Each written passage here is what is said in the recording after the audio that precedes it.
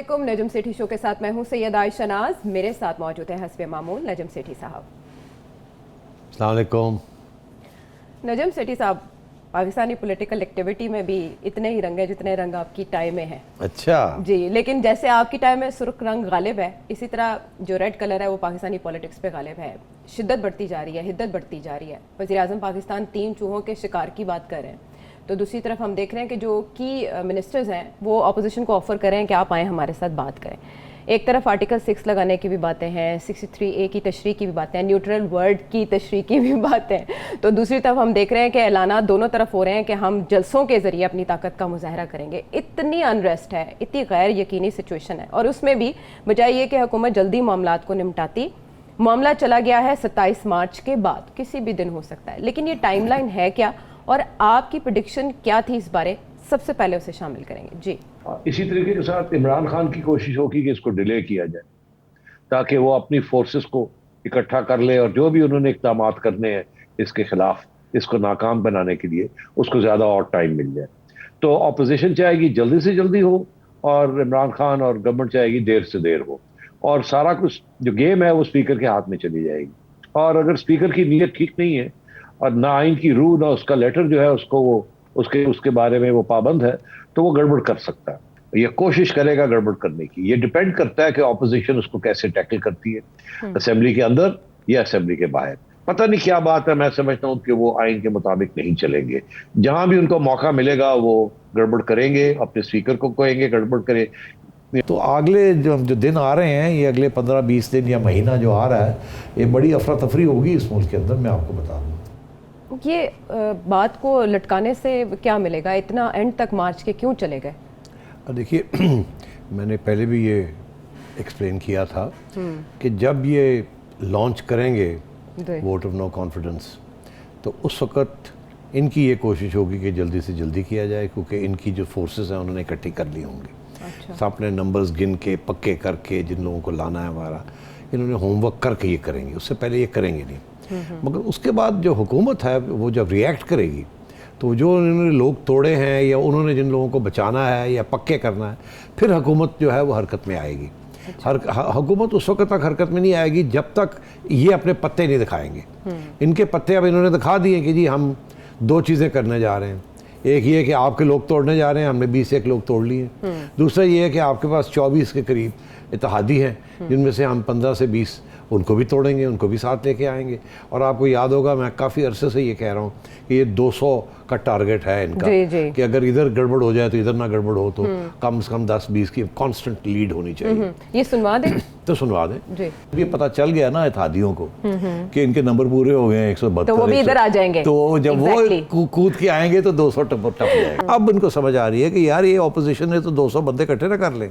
और मैं आपको बताऊं कि अगर no vote of no confidence होता है, कामयाब 15-20 वोटों से हो जाएगा। अच्छा, छोटी मोटी डिफीट नहीं होगी, ठीक ठाक डिफीट होगी।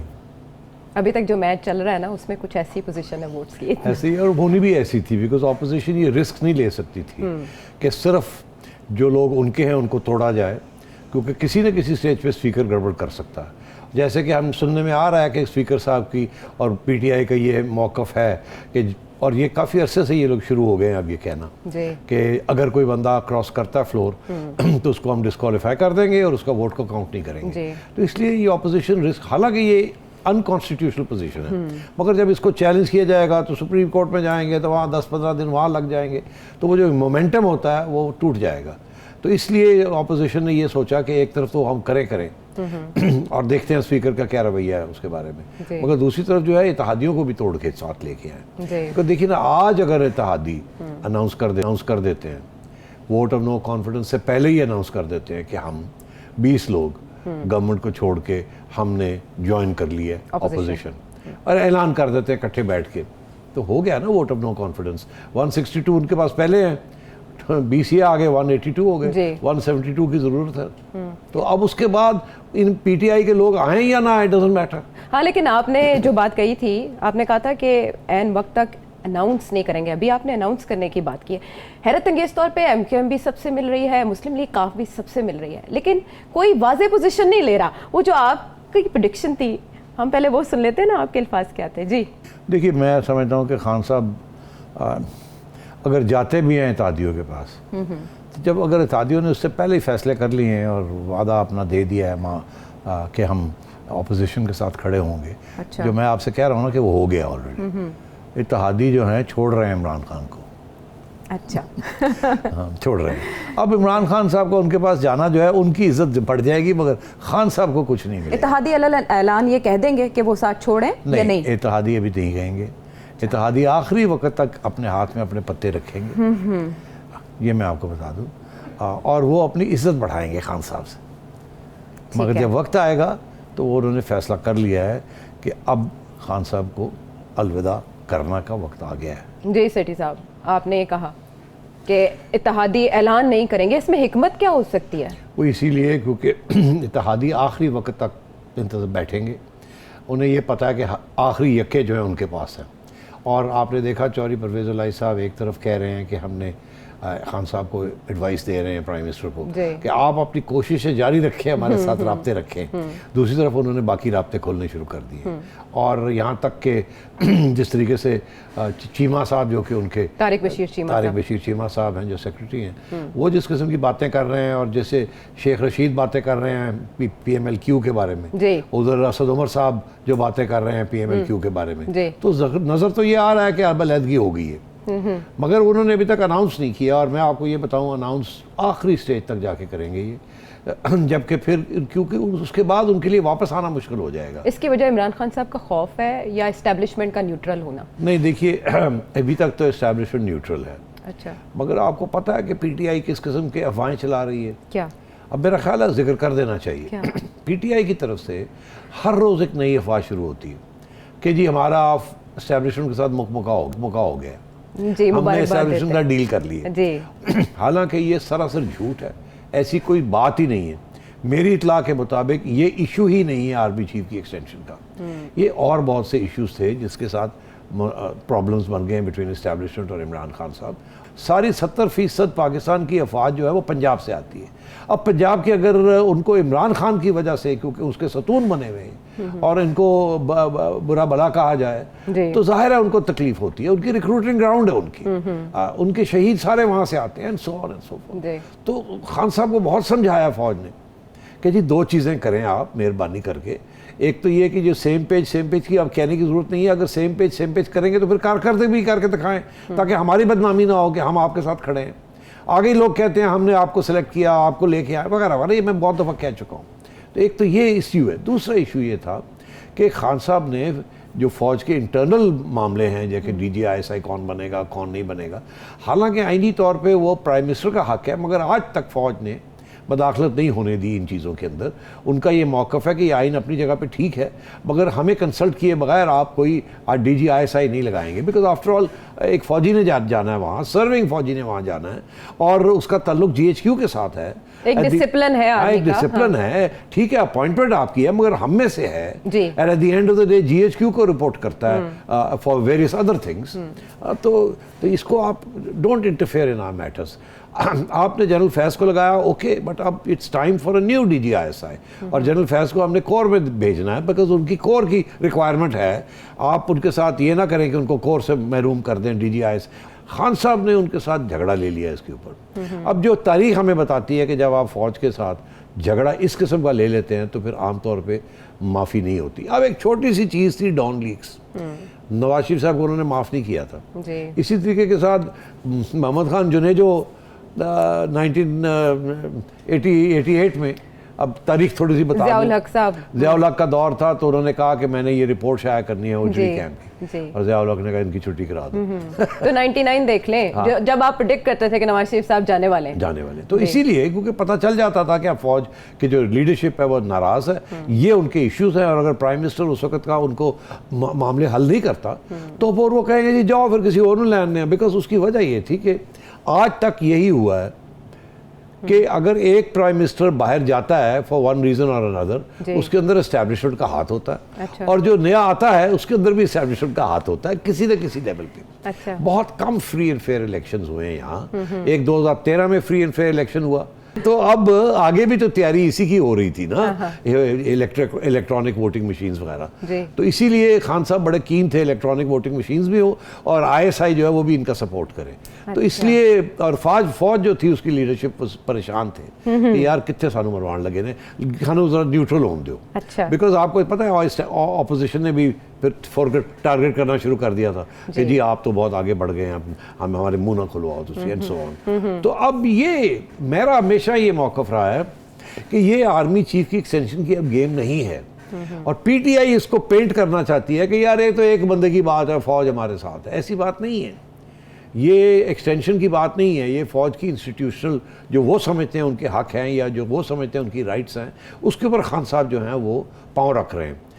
इमरान ने अपने नवाज शरीफ साहब ने भी हल्की सी कुछ फैसले करने की कोशिश की, छेड़खानी हल्की सी करके कोशिश की थी और देखने वो की, उसको भी उन्होंने response नहीं check माना। करने तो के ये लिए। तो बिल्कुल जहाँ खान Front साहब पे है। पहुंचे हुए हैं वहाँ तो इसलिए मैं ये कह रहा था कि इनका वक्त आ गया अब जाने का। अच्छा। तो अब आपने इसको लिंक किया, वो चौधरी हजरात इसीलिए बैठे हुए हैं कि ये तो नहीं है कि अभी तक तो न्यूट्रल ही चल रहा है, हमें किसी ने कुछ नहीं कहा और हमें ये लग रहा है कि खान साहब की हो रही है छुट्टी, बिकॉज सतून नहीं है। सतून नहीं है तो फिर हमारे ऊपर भी कोई पाबंदी नहीं है, हम अपना सोचें।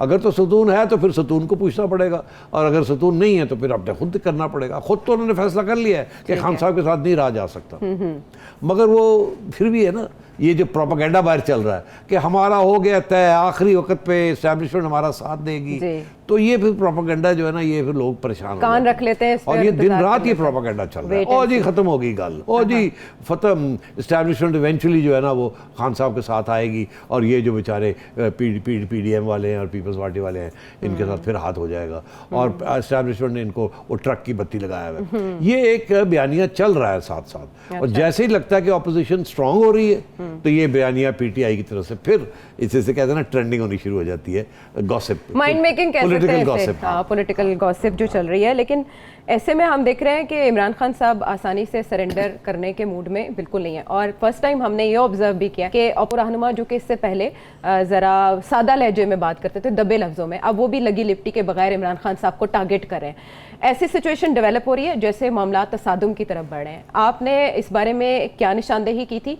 वो सुनते हैं। ये मुमकिन है कि स्पीकर के ज़रिए इमरान खान साहब ऐसी हरकतें करें जिसके साथ लड़ाई झगड़े शुरू हो जाएं, और जब ऐसे होगा तो फिर ये है कि इस्टेब्लिशमेंट को या मिलिट्री को दावत एक किस्म की मिलेगी टू स्टेप इन। और हमेशा फ़ौज उस वक्त स्टेप इन करती है जब सियासतदान आपस में एक दूसरे के गले पड़ जाते हैं और कोई रास्ता नहीं निकलता। ऐसा ही कुछ हो रहा है, जो मुख्तलिफ सियासतदान है वो इश्तियाल अंगेज़ बयानात दे रहे हैं और उधर से जवाब भी ऐसा ही आ रहा है, तुर्की ब तुर्की। वो सुनते हैं। और तुम आओ डी चौक में, अगर तुम डी चौक में तुम ये करना चाहते हो तो फिर हम उसके लिए तैयार हैं, बिल्कुल, ये फिक्र ना करना। फिर हम उसका जमहूरी और सियासी तौर पर भरपूर मुकाबला करेंगे और बताएंगे तुम्हें कि तुम अगर अपने कोई वहाँ पर जत्था लाना चाहते हो तो फिर इंशाअल्लाह हम अपना सियासी और कानूनी हक इस्तेमाल करेंगे और फिर तुम्हें नाक से चने चबवाएंगे। रेंजर्स और FC को ये पार्लियामेंट भी और इनके लॉजेस भी देंगे ताकि इनकी शिकायत ना हो। 245 के तहत हम फ़ौज बनाने का भी इख्तियार रखते हैं, लेकिन ये इतनी ज़रूरत नहीं पेश आएगी। ये रेंजर्स के हवाले करने के बाद 2 अप्रैल तक, इसको आप कैसे देखते हैं? लहजों से तो ऐसे लग रहा है कोई तूफान आ रहा है। अगर एक तरफ उस दिन टाइगर फोर्स हुई और दूसरी तरफ अंसारुल इस्लाम के रज़ाकार, तो सिचुएशन किधर जाएगी सिटी साहब? सिचुएशन मैंने जैसे पहले कहा कि ये खान साहब चाहते हैं कि तसादम हो, और इसीलिए उन्होंने जो धमकी दे रहे हैं कि जिस दिन वोट नो कॉन्फिडेंस होगा उससे एक दिन पहले वहाँ बहुत बड़ा मजमा इकट्ठा करेंगे, इनके जैले होंगे, इनके यूथ विंग होगी, ब्रिगेड्स होंगी इनकी सारी। अच्छा। और इनका कोशिश ये होगी कि धमकी हो पार्लियामेंट को, जैसे ये कंटेनर पे खड़े होके करते थे। मैं समझता हूँ कंटेनर फिर लाएंगे ये। अच्छा। खान साहब खुद चढ़ जाएंगे उसके ऊपर, और या इनके लीडर्स वहाँ पहुँच जाएंगे, बिकॉज इनका तो मौक़िफ़ ये है ना कि हम तो पार्लियामेंट जाएंगे ही नहीं, हम तो पार्लियामेंट जाएंगे ही नहीं। जिन्होंने पार्लियामेंट आना है वोट करने के लिए वो आ जाएं। तो इसलिए ये सारे वहाँ खड़े होंगे और ये कंटेनर से लगे होंगे अपना पार्लियामेंट को, जिसे कहते हैं ना, घेराव करके, और फिर ये कहते हैं कि इसमें से गुजर के जाना, इत्तेहादियों चाहे या मुनहरिफ एक धमकी है ना कि आप कैसे गुजर के जाएंगे। अगर 10,000 बंदा भी है, 10 लाख तो छोड़ें, 10,000 बंदा भी है तो कैसे आप उसके दरमियान में से जाएंगे? वहाँ तो मार कुटाई हो जाएगी, वहाँ तो शोर शराबा हो जाएगा, वहाँ धक्के लगेंगे। यहाँ तो पार्लियामेंट्री लॉजेस के अंदर 4 लोगों को गिरफ्तार करने जाए पुलिस, तो वहाँ धक्के और मार कुटाई शुरू हो जाती है, सर तोड़ने शुरू कर देते हैं पुलिस वाले। तो यहाँ तो इतना बड़ा मजमा होगा, तो ये धमकी दे रहे हैं, ये दोनों तरफ धमकी दे रहे हैं, एक ऑपोजिशन भी और इधर ऑपोजिशन को PTI भी और अपने जो लोग हैं उनको भी, कि तुमने अगर जाना है वहाँ तो रास्ते में तुम्हारी पिटाई हो जाएगी, तुम बच के नहीं जाओगे, और अगर तुम किसी तरीके से बच के चले जाते हो और वो हमारे खिलाफ वोट डालते हो तो वापस भी आना तुमने, ये भी कह रहे हैं, तो फिर तुम्हारा हम पिटाई करेंगे हम। और उधर ऑपोजिशन को भी कह रहे हैं कि आप भी सोचें इस मजमे के जरिए आप कैसे, वो कह रहे हैं ऐसे अवामी रेफरेंडम होगा। अच्छा, अब रेफरेंडम होगा। अब रेफरेंडम अगर जलसों के ज़रिए रेफरेंडम होता तो फिर तो नून लीग के जो जलसे होते रहे वो तो बहुत बड़े जलसे थे।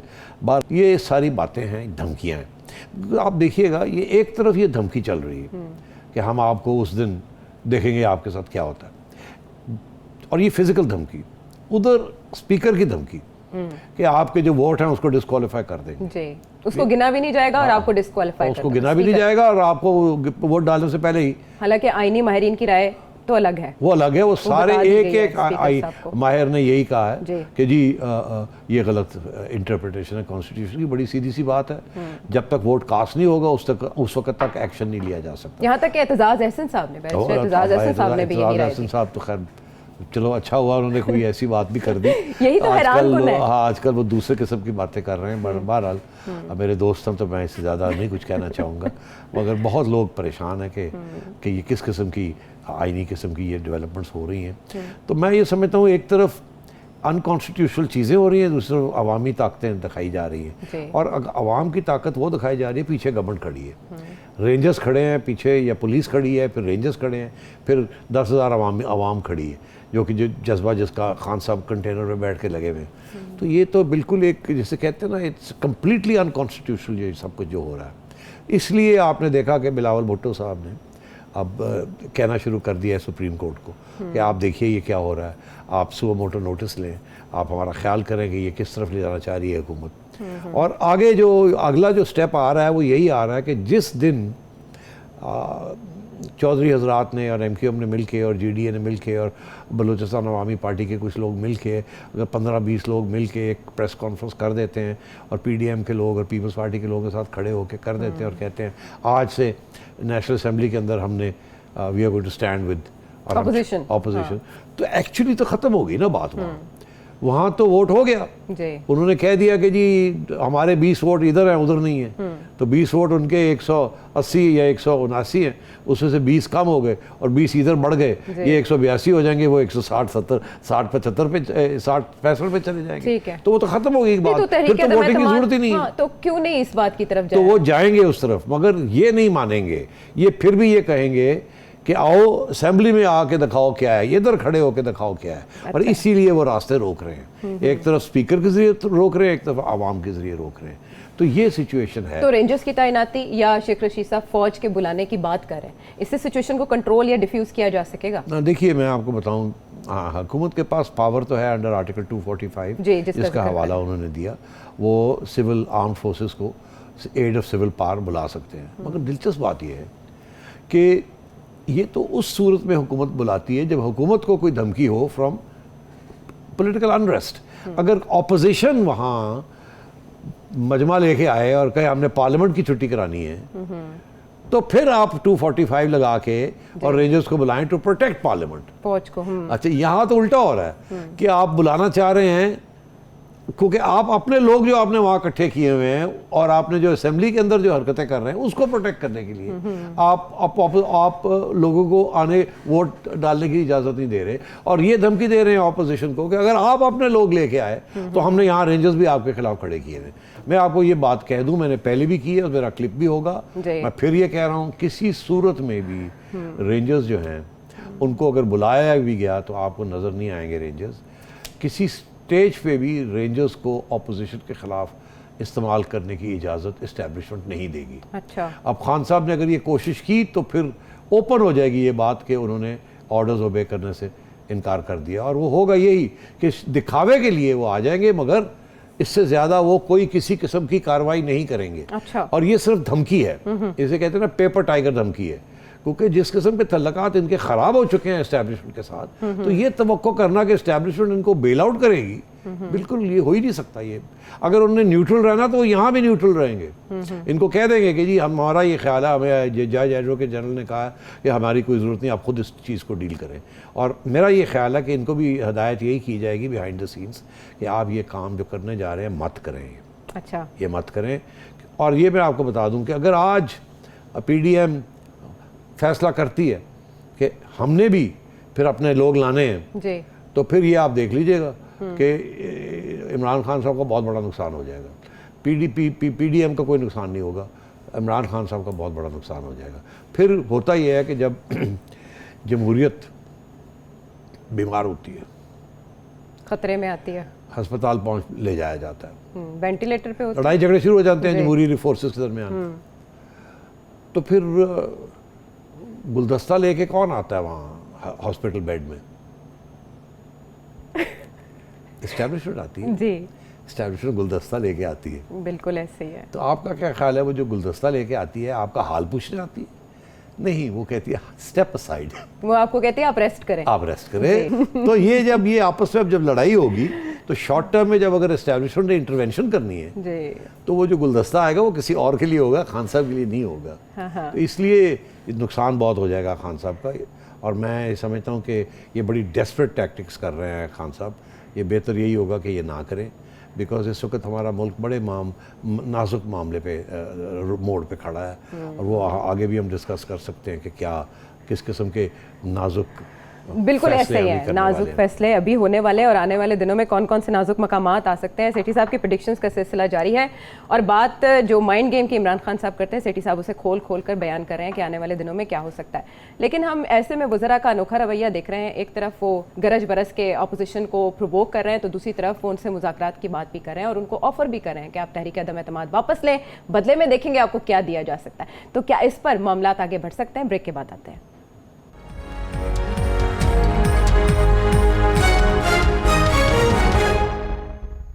Welcome back to the show. और सेठी साहब, ब्रेक पर जाने से पहले जो सवाल मैंने अधूरा छोड़ दिया, फवाद चौधरी साहब जो कि रेफरेंडम की भी बात कर रहे हैं, वो दूसरी तरफ ये भी कह रहे हैं अपोजिशन को कि बात इतनी आगे ना बढ़ाएं कि फिर हम वापस ना जा सकें और फिर एक दूसरे को फेस ना कर सकें। शेख रशीद साहब भी बात कर रहे हैं सुलह सफाई की। ये कैसा बिहेवियर है कि एक तरफ आप धमकी भी देते हैं और दूसरी तरफ आप मुज़ाकरात की भी बात करते हैं? अच्छा, जो गुलदस्ता जिसकी आप बात कर रहे हैं वो टेबल पर भी बिठा सकता है दोनों को? टेबल पे बिल्कुल बैठा सकता है दोनों को, मगर मैं आपको ये बताऊं कि ऑपोजिशन अब नहीं बैठेगी। मैं आपको बताऊं क्यों नहीं बैठेगी। देखिए, इस वक्त कमज़ोर ऑपोजिशन नहीं है, हुकूमत कमज़ोर है। तो अगर कोई टेबल पे बैठना चाह रहा है तो वो हुकूमत बैठना चाह रही है, ऑपोजिशन तो बैठना नहीं चाह रही। वो तो समझते हैं उनके पास नंबर्स आ गए हैं और अगर इस्टेब्लिशमेंट न्यूट्रल रहेगी तो खान साहब गए। अच्छा, अगर इस्टेब्लिशमेंट न्यूट्रल नहीं रहती तो खान साहब को बचा सकती। तो इसलिए उन्होंने तो बड़ा क्लियर कट अब स्ट्रैटेजी बना ली है।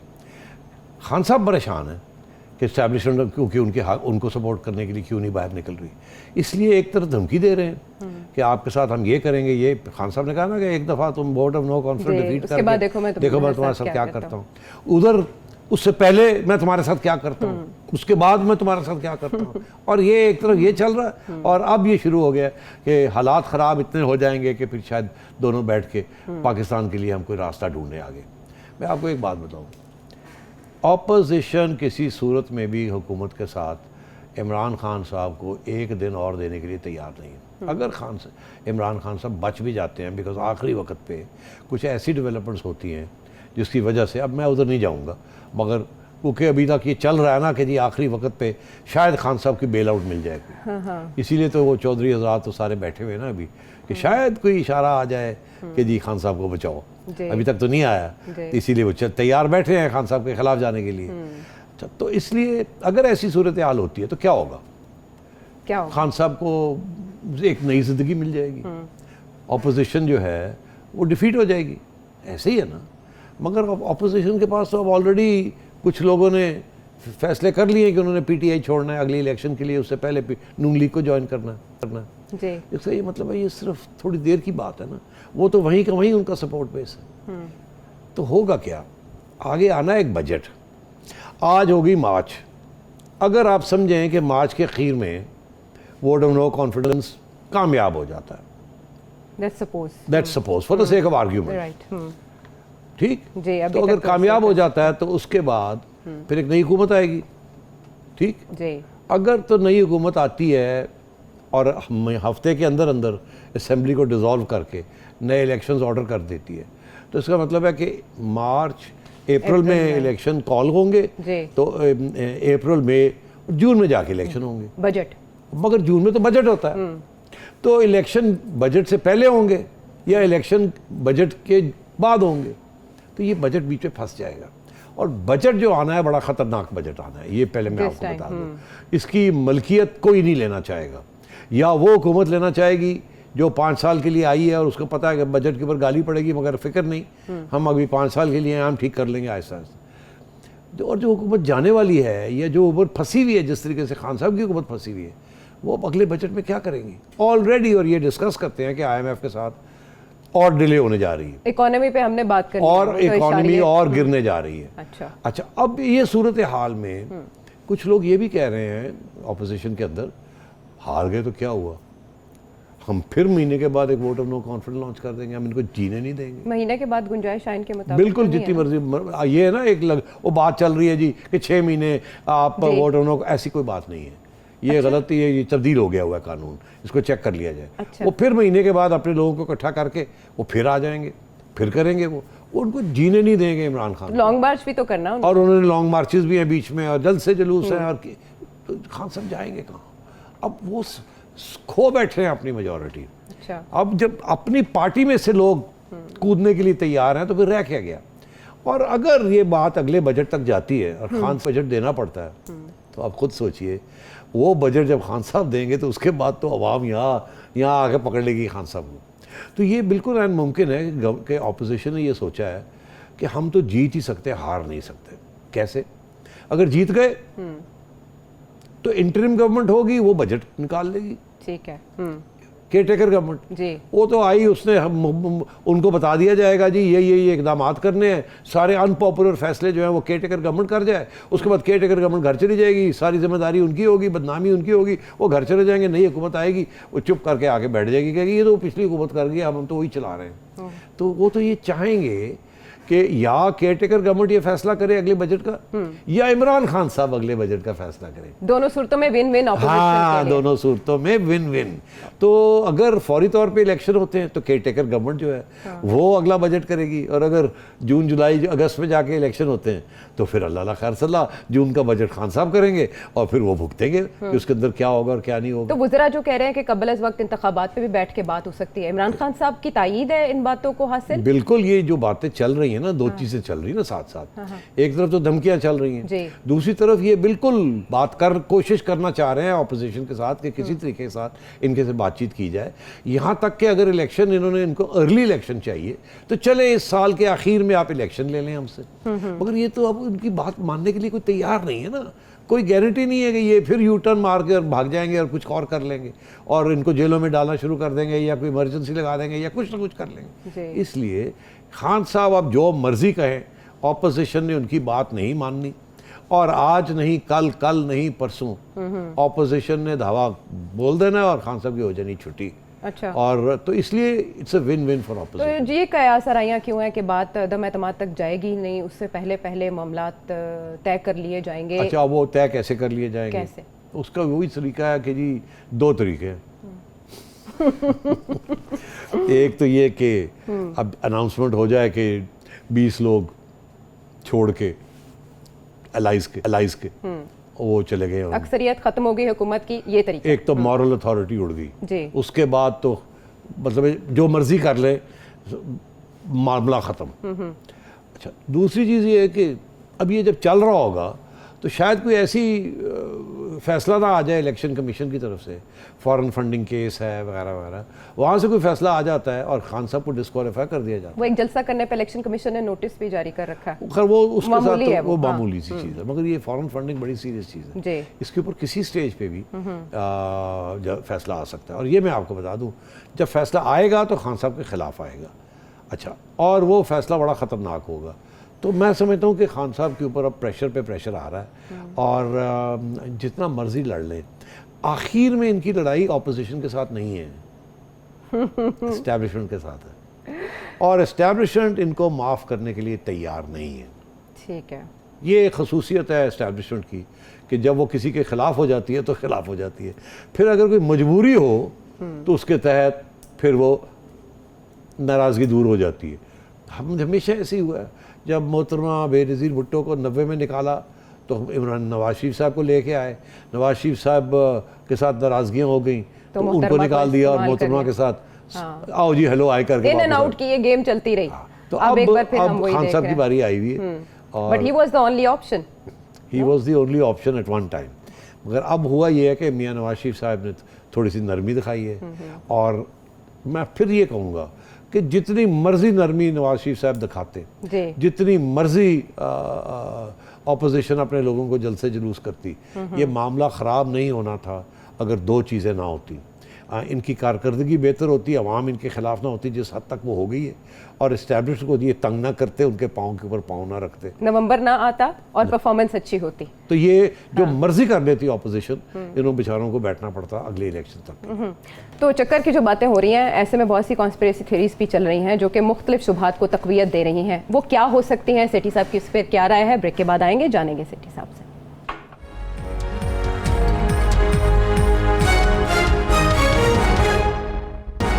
Welcome back. अच्छा सेठी साहब, एक साजिशी थ्योरी ये भी चल रही है कि अमेरिका और यूरोपीय यूनियन नहीं चाहते कि इमरान खान साहब वज़ीर आज़म रहें, जबकि चाइना के साथ और सऊदी अरब के साथ तो हमारे ताल्लुकात मिसाली हैं, चाइना का विजिट बहुत मिसाली रहा, ऐसा ही है?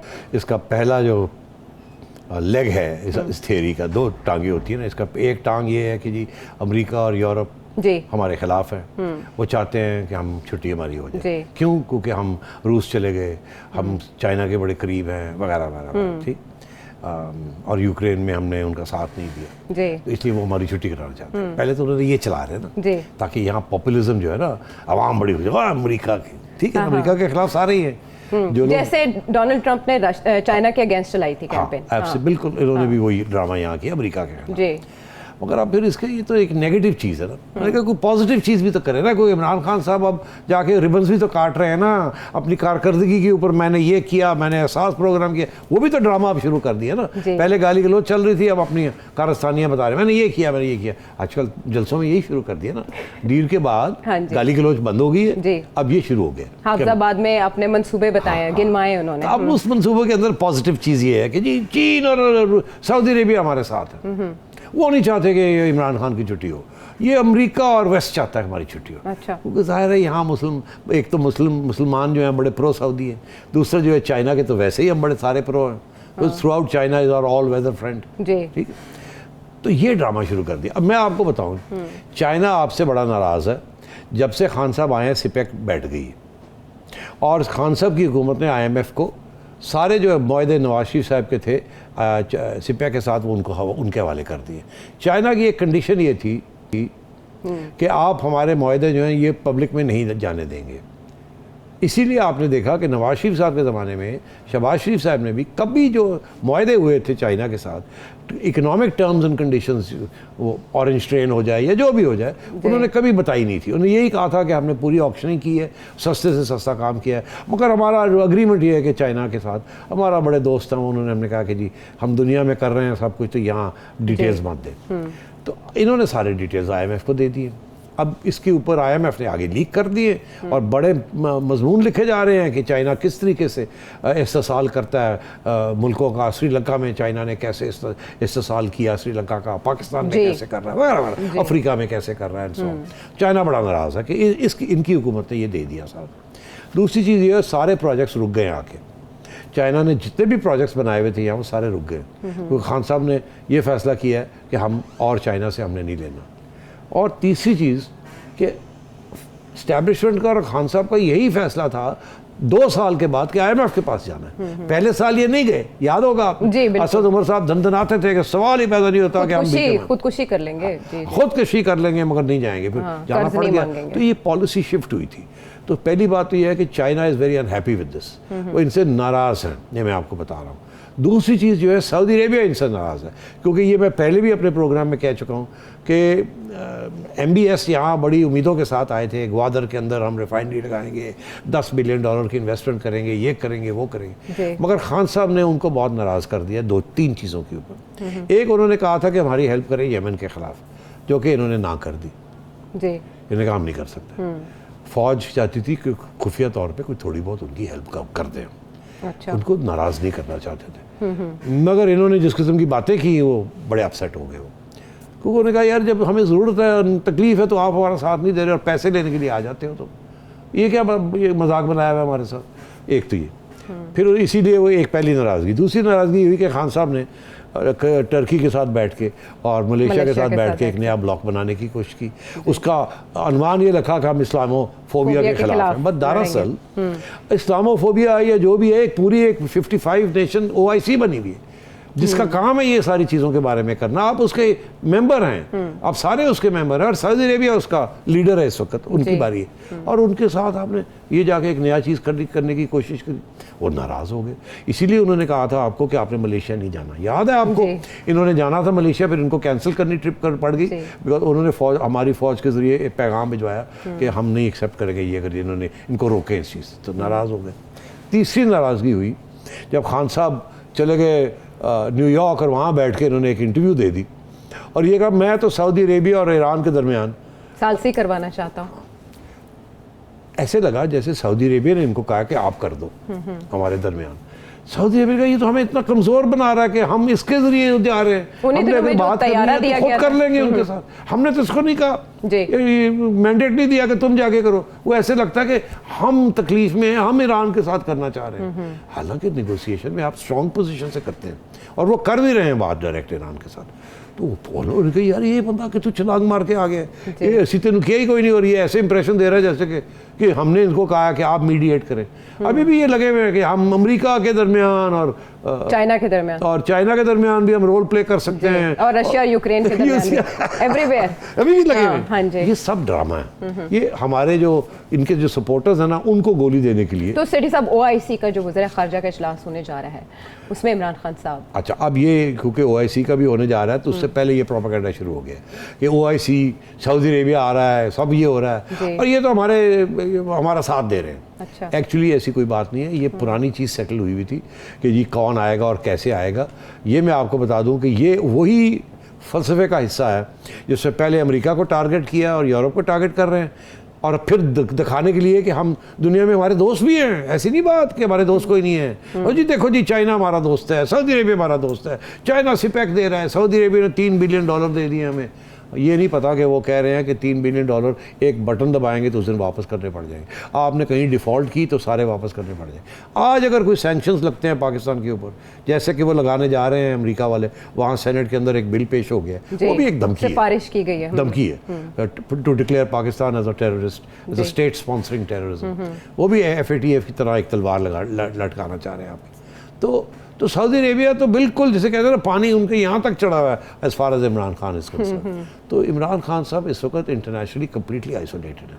अच्छा, और अभी मोईद यूसुफ साहब ने जाना था UK, मोईद यूसुफ साहब ने जाना था तो कैंसिल होगी ना ट्रिप, तो वो खबरें आ गई है ना कि यहाँ के मामले पे जो पाकिस्तान ने पोजीशन ली उस पे जी तो उन्होंने ट्रिप ही कैंसिल कर दी, उन्होंने कहा जाओ नहीं आने की जरूरत। तो ये हो गया है, आप आइसोलेटेड है, डोमेस्टिकली अवाम आपके खिलाफ हो चुकी है, इंटरनेशनल कम्युनिटी आपके खिलाफ हो चुकी है, चाइना भी आपके खिलाफ है, सऊदी अरेबिया भी आपके खिलाफ है, आप कर क्या रहे हैं? ठीक है, so this is the conclusion. Pakistani सियासत में इस वक्त गहरे बादल छाए हैं, गरज चमक तो अपनी जगह पर जारी है, लेकिन देखना यह है कि ये बादल बरसेंगे या मतला साफ हो जाएगा और हम नीला खुला आसमान देखेंगे। पेशगोइयों के अंबार हैं, आने वाले दिनों में ये सब सच साबित होती हैं या कोई और सूरत हाल डेवलप होती है। सेठी साहब से कोई सवाल इस बारे में आप पूछना चाहें तो इस नंबर पर वीडियो मैसेज के जरिए सवाल भेजिए, हमें फीडबैक भी दीजिए। अगले प्रोग्राम तक के लिए अल्लाह ने के बाद।